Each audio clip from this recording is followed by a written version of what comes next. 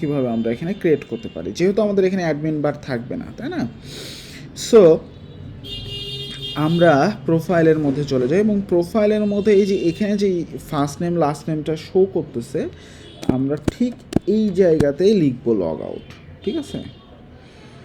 So মনে করেন আমি এই জায়গায় শুধু লিখতেছি লগ আউট।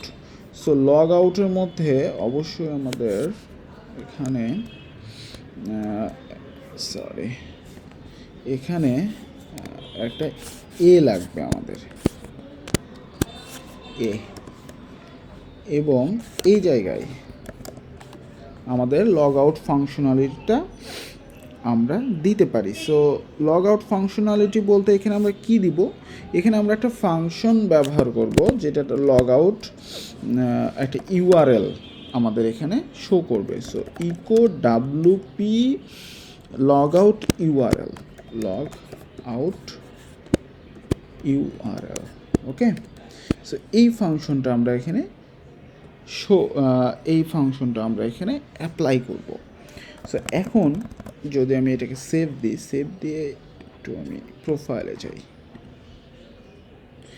এই যে লগ আউট আছে না? সো আমরা এখন যদি এটাকে ইনস্পেক্ট এলিমেন্ট করি, দেখেন এখানে কি ইউআরএলটা আসছে, এই যে দেখেন একটা অ্যাকশন অ্যাড হয়েছে লগ আউটের, ঠিক আছে? এবং ননসও একটা সেট হয়ে গেছে এর মধ্যে।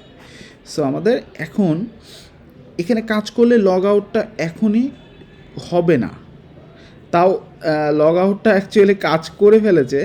সো আমাদের